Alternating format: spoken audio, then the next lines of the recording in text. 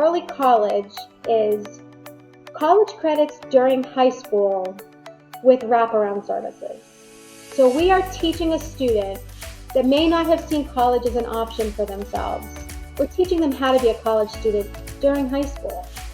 So they're taking a college level course while they're a high school student. So they're double dipping, if you will. They might be taking an English class that will also be their high school graduation equivalent at the same time as high school. And they're getting what we would consider wraparound services. So they might have embedded tutoring, or they're getting writing support. They're getting counseling. They might be learning to do their FAFSA ID. They might be getting tutoring around college applications.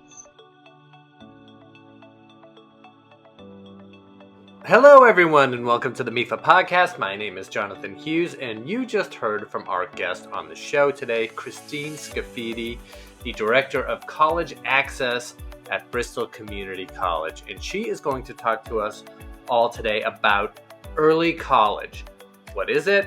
How it can help students in high school to take college courses, get that college experience, graduate high school with some college credits, and the consequent initiative to promote access to early college programs in Massachusetts. So she's going to talk about all of that stuff and more. I'll be back with the wrap up, but now let's go to my conversation about early college and meet our guest on the show.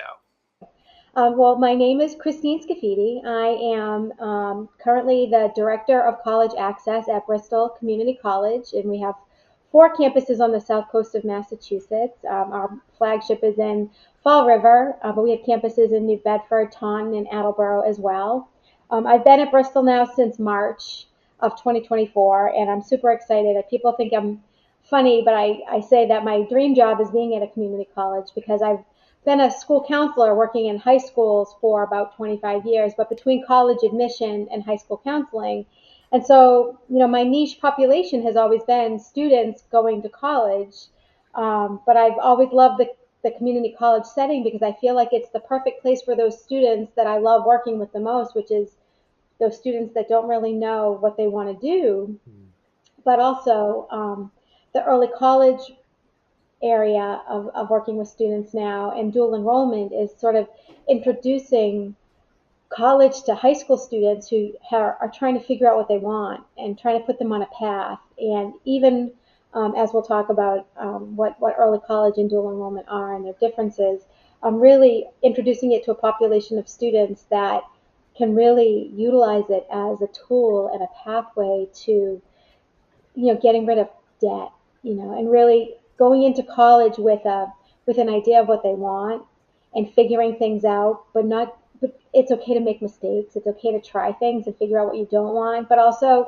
putting yourself on a pathway where you're trying things out with lots of support. What is early college? Well, it's really funny. I worked for Gear Up, which was under the Department of Higher Ed umbrella in the Office for Student Financial Assistance, which was in 7 communities across Massachusetts. And through that work, I was introduced to sort of early college and more dual enrollment, which were scholarship type programs or programs where students would be introduced. In those communities were also these early college and dual enrollment programs. And dual enrollment is statewide, and we'll talk more about the nuances of that in a second. But as I was working in Gear Up and going across the state in those 7 communities, I was hearing more and more about early college, and I was thinking, what is this early college thing? And I was recognizing that it was sort of parallel adjacent to Gear Up in that it was underserved students in the state of Massachusetts who were in our poverty-stricken communities, our Black and brown students, our students who were historically marginalized and were not attending college. And Massachusetts has a program with DESE where the Department of Elementary and Secondary Education has funding available for a high school to partner with an institution of higher education to put together a program specifically designated to serve those students. And so a school can identify a population, a cohort of students who would start taking college level courses during high school. And so those students would be cohorted together to take a number of credits The hope is 12 credits. The dream is an associate's degree. That's very high level performance. But the hope was that they would be taking, maybe their English credit, maybe a social science credit, a math, a history, something like that, but building towards having, 12 college credits by the time they graduated from high school. So how do school districts or schools partake in this program? Who gets the ball rolling? Anyone can kind of get the ball rolling. So say I was a school counselor in a community that had a high population of students that were underrepresented or underserved. I could, go to the principal of the school, the superintendent of the school district. I could go to a colleague that works in one of the local colleges or universities. I could go to like Bridgewater State or Framingham State or Worcester State or a community college and say, I have this population of students that need to be served. Can I partner with you? Can we write the grant for an early college program together? And the grant is very structured, and you have to fill out the grant specifically to serve. You have to look at your demographics. You have to write a narrative. Just like, and if anyone's ever written a grant, you know that they're not easy, right? They put you through the paces. They make you work hard for it because it's a lot of money.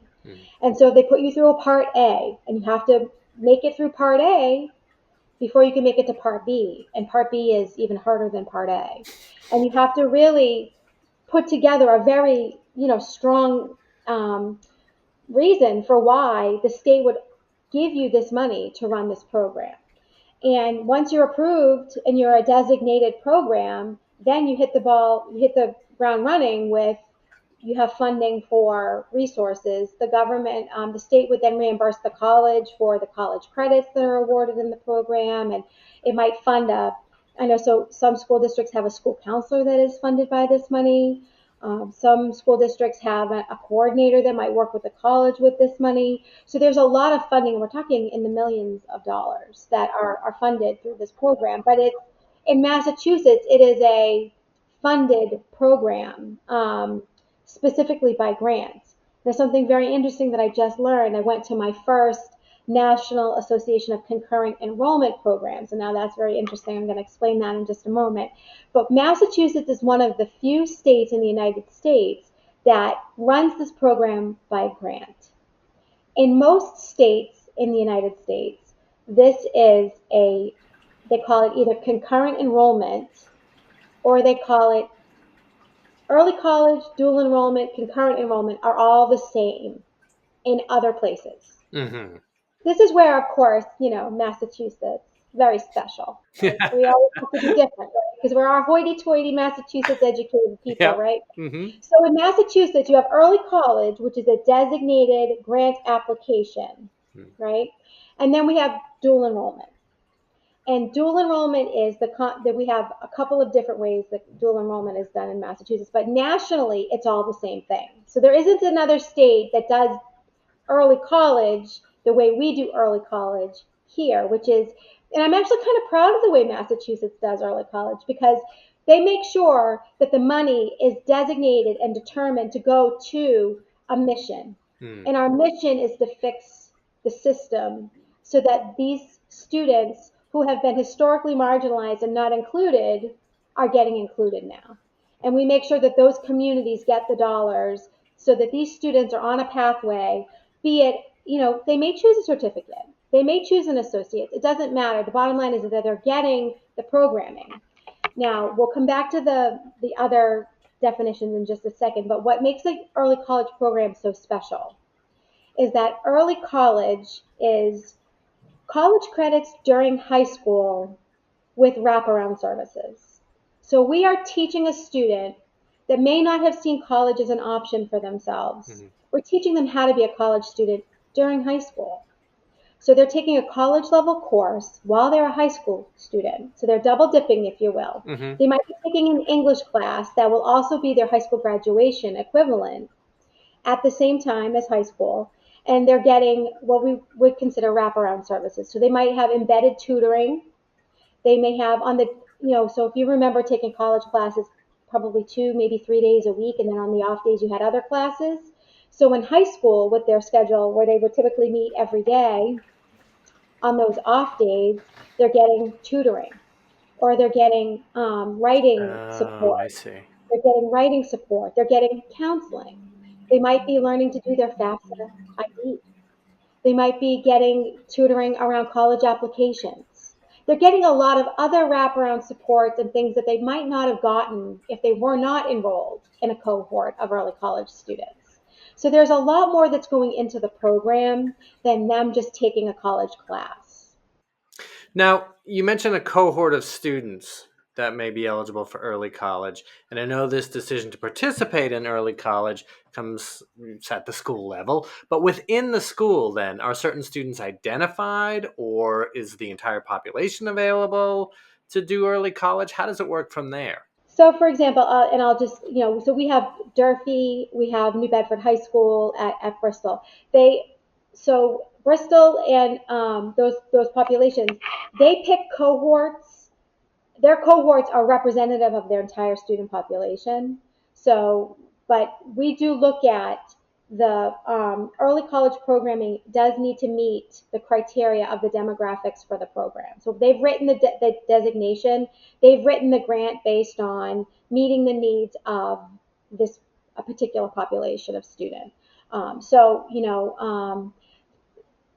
The school counselors typically work, the principals, the teachers might recommend students to, they might want to opt in to an early college program, just like there are some students that might leave an early college program. It depends on what the recommendations are for the program.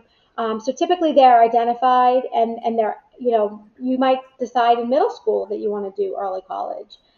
These are the programs that we're talking with students.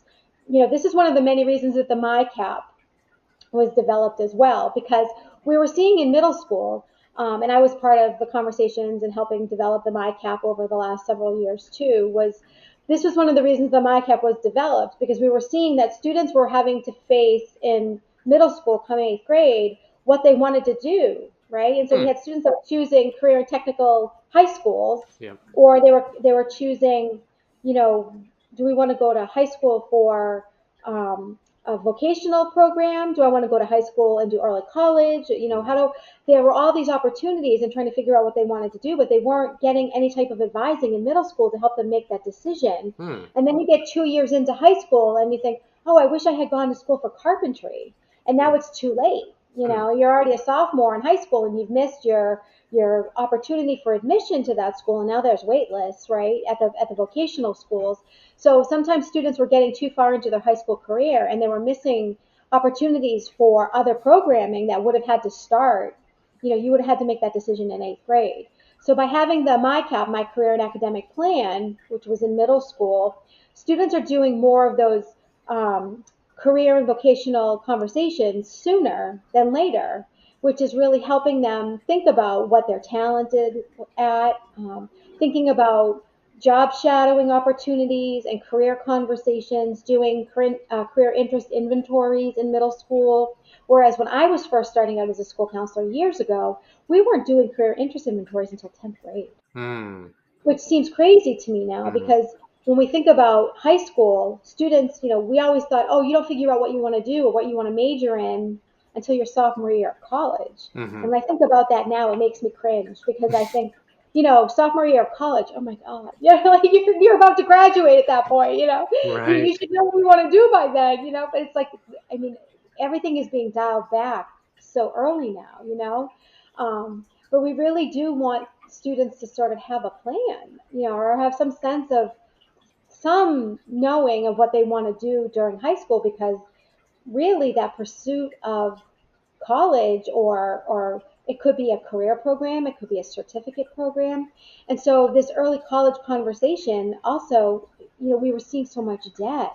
Yeah, I want to ask about costs a little bit too, because my understanding, I've spoken to students who have done dual enrollment programs, and they've been too young essentially to file a FAFSA, right? Right. And so that means that they had to actually pay for those programs. Is that the same with early college, or how does that So work? early college programs are free to all students who participate in those programs. Hmm. And early college doesn't impact, once they graduate from high school, they can file a FAFSA they can file a FAFSA as a senior. And then they would have free community college, or depending on their circumstances and their FAFSA, they could have a free state university or UMass education as well, depending on what their FAFSA and their aid package is. Um, but then also there is opportunities for some free dual enrollment programming as well. And so we can switch gears to talk Oh, about dual enrollment.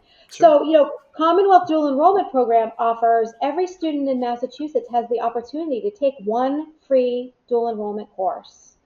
And that, Commonwealth Dual Enrollment Program has been around since, oh my gosh, the early 2000s, Hmm. where the state has basically said, let us let you try college during high school. And don't, you know, I love the opportunity for students to take college level work in high school, and I almost prefer the students were doing them instead of APs, because I think APs are so stressful the way Hmm. they're you know the way the content is shared and the summer work that students have to do. But I like and I love the added, the chest puffing up of a student taking a college level course during high school. I love what that does for their confidence. But a Commonwealth dual enrollment program, any student can take a course. And as I said earlier, they have to take a placement. They have to meet those minimum requirements, but it is possible that students meet those requirements. And the first one is free. And they can register for that through most colleges like mine have a college access office, and they would just register for the course. They would get a signature from their school counselor, and there's a parent form, and they would just register for the course, and it would process through financial aid, and they would get the state would get billed for that course, and they would get it for free. Anything after that would be reduced, can still come through at a reduced cost, or they would pay for them if they chose to take more after that. But the first one would be free. There are some other opportunities for free courses. It depends on the high school. Something that a lot of schools don't know about is high schools, if they want to, say, not every school can qualify for an early college program. Hmm. But a high school could reach out to me that might not be an early college district, could reach out to me and say, hey, I'd love to offer my high school an English 101 class. I'd love for them to be able to double dip their senior year and have English 101 as their English credit, take it as their high school credit and a college level credit, and have the opportunity to try an English class at the college level. And we happen to have an English teacher at our high school who has their 18 credits in their English content area that could get designated as an adjunct faculty member at Bristol. This is what we would call concurrent enrollment. Okay. So we could designate their English teacher as a Bristol faculty member, adjunct faculty. They could teach the English class at their high school as concurrent enrollment, and they could buy the class from us, and they could teach the class at their high school. And so the school could fund it and buy it. The students would get it for free. A class of, say, 22 students could get English 101 at their high school. So this is my question: if students always physically attended the colleges, so not necessarily. No, no. And that's just one example. Hmm. There could be online classes that Hmm. students could. They could do online asynchronous. We have online synchronous. There are hybrid courses. So anything in the course catalog could be a dual enrollment course. So there's a lot of opportunities for students to sort of dip their toe in the pool during high school and trying these classes, as well as over the summer. Hmm. So let me ask you this then. I'm imagining a student listening to this and saying that they want to do this. What should they do then? Is this sort of, does this rest? I guess this goes back sort of to my first question, but is the student independent of what the school, their high school does, whether or not they have applied to be part of this program, they've filed that grant application or not? Do they have an opportunity to do this? Any student in high school can take a dual enrollment class. Hmm. Any student. So if they wanted to do this, first of all, if they have any questions, they can reach out to me, and I can help them find out who their local college or university is that they'd like to take a class. It doesn't have to be a state institution. Hmm. It does need to be a state institution if they want to take advantage of the Commonwealth Dual Enrollment Program. So it would have to be a state school to get the one free class. Okay. But if they lived, say, in Newton and they wanted to try a class at LaSalle College Mhm. or LaSalle University, they could take a dual enrollment class at LaSalle University. They'd have to contact them and register for the class. But if they wanted it to be the one free, they'd have to go through a state university here in Massachusetts to get the one free class. But I would be happy to talk with them. They need to get their school counselor's permission. They have to get their a parental signature. But there's an application on our website. You just fill that out, and they apply through our office, and then an advisor would get in touch with them, talk them through the advising process of why they picked that class, what they're thinking about, and making sure that they picked the right time and the right location, the right style, modality of class that worked best for their learning style. We'll go through all of that with them, and then get them signed up for the class.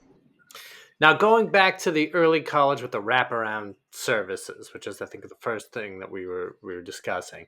Um, do you have a sense of how many schools are set up in that program? As of now, there are 55 programs set up in Massachusetts. And I do know that they're in the middle of the designation process right now, and I believe something like 40 something new grants were submitted. But that doesn't mean that all of, I mean, last year, I don't know how many were submitted, only three were accepted last year. Oh, okay. Yeah, so, and we submitted two, Bristol submitted two last year, and only one was accepted.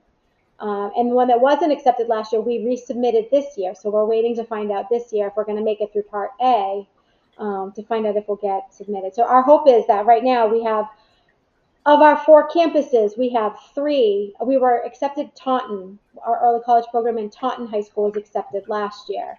And we'd like to have an early college program running in all of our communities where we have campuses. So we're Hmm. hoping that Attleboro will get accepted this year. So we're working on that one now, but we'll keep trying until we get it. But it doesn't mean, so you have to, it's a lot of steps, and you want to make sure that everything makes sense for the students, and that all the pieces are lining up, and all the, all the puzzle pieces are lining up so that the students' best interest is served, and that the community, everyone's working together, and that everything, lines up the way it's supposed to, so that all the needs are being met.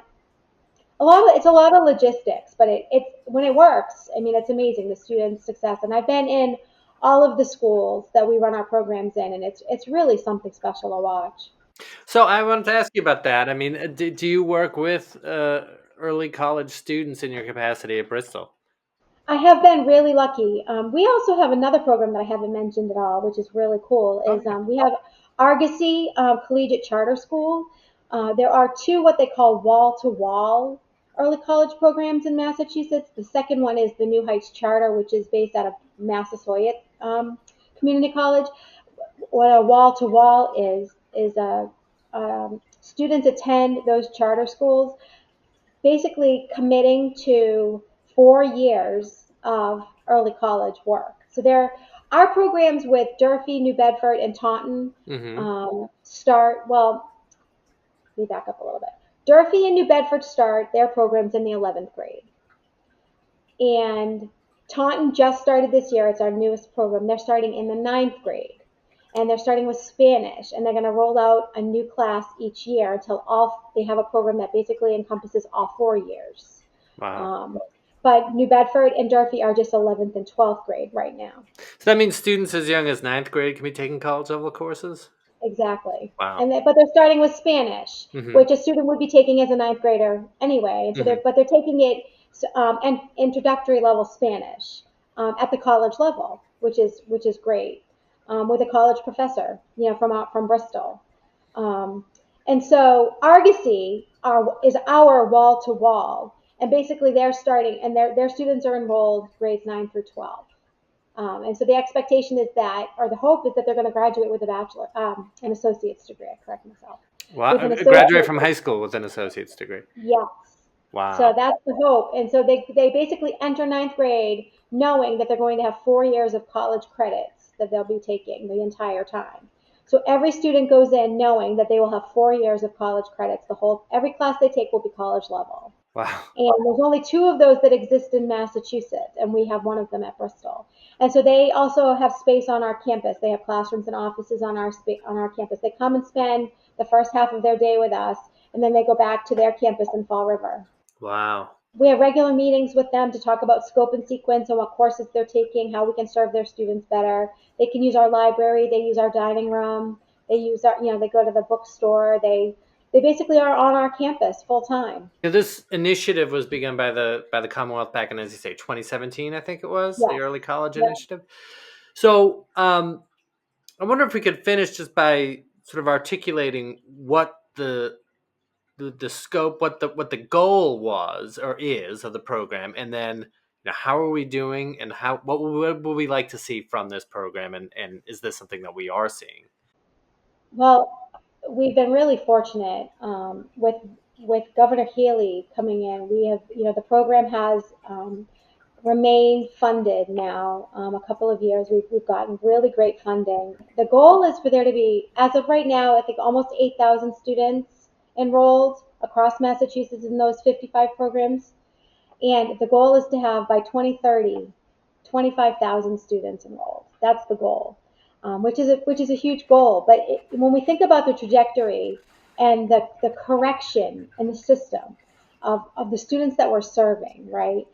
We know that in college, I was in college admission for a number of years, and we knew that there was a cliff, Hmm. that there was going to be a drop off um, in population of this age of student. We knew that there was going to be a spike in our Hispanic student population as well. Mhm. So we knew that there was going to be a need for doing something unique and special to increase our numbers of attendance and really sort of correct the system for what was many years of loss, where we had a group of students that were not being served. And so I really do think that we're seeing an increase. We're seeing success. We're seeing students coming back saying, "Wow, this mattered. This really helped me." And I have been able to get into the schools. To get back to your earlier point, I have been able to see these students. I have been sitting in classes in New Bedford all semester. It's been really something to see their success. I sat with a student and her mom and advised her on some colleges that she was looking at. And it really is special. They're very bright kids. They're really excited. They really do feel special. They really do feel like this was special for them. They really are excited about it. And so it's been awesome. And I think that, you know, we're doing something that it's hard to believe, as I was saying earlier, snooty Massachusetts, but we're behind. We're really behind. Yeah. I mean, other states have been doing this for a lot longer than us. I mean, Connecticut already has 17,000 students doing this. Mm. And they've been doing it. Other states like Texas and Colorado and Florida, even Oregon, are doing this better than we are. So we have a lot of catching up to do in this area, which makes me sad. But at the same time, like I said earlier, I am really proud of how Massachusetts has really made this a mission more than just giving it out to everyone. I do like that DESE has made this a priority to serve a population of students, and it really is a mission. It's a movement, and I'm really proud of that. And I'm committed to keeping the work of really building these students' toolboxes to make them stronger students. I really do love that. And I think that our faculty are coming to understand and appreciate early college more now that they understand it better. Mm. I think that that's a big part of it as well. I think that we all kind of got thrust into it. And I think now that we're sort of learning more about it and understanding it, I think we all have a greater appreciation for it as well, which is really nice because I think the students are just really excited to be given the opportunity now that it's free. Like now the community college and even because the state has put so much money into financial aid, Yeah. that education is becoming so much more affordable for Yeah. students, and that fear of I can't go to college because it's too expensive. I think we're taking that away as a variable. Yeah. I think that that's really changing the landscape for students, and they're seeing possibilities in ways that they didn't see them before. And I think that that's just really huge. I agree, and I love conversations like this because it makes you feel really hopeful about the future of education in Massachusetts. So, thank you for coming here. Is there anything else you'd like to say before we go?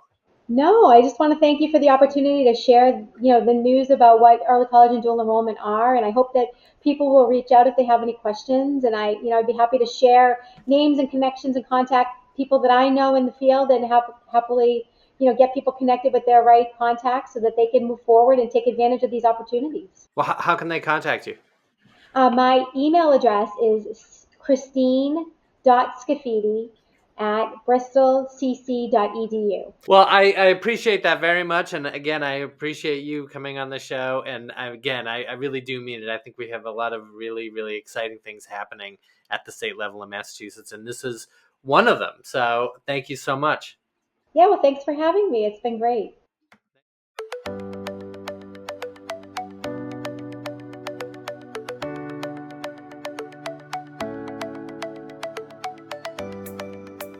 All right, folks. Well, that about wraps it up for our first show of 2025. I want to thank Christine Scafidi for sharing her time and her expertise with us today.